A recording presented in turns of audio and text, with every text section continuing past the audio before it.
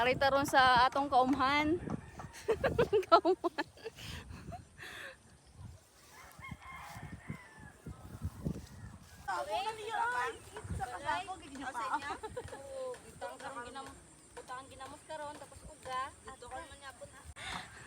Anong ginakuha mo, daday? Tiil ka manok, guys.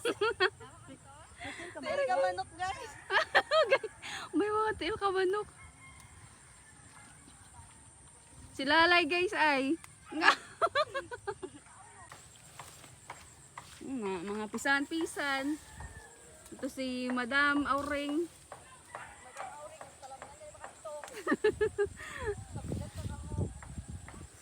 May sudan na. May pangbaligya pa ni Jesus. Huy! Oh, hahay!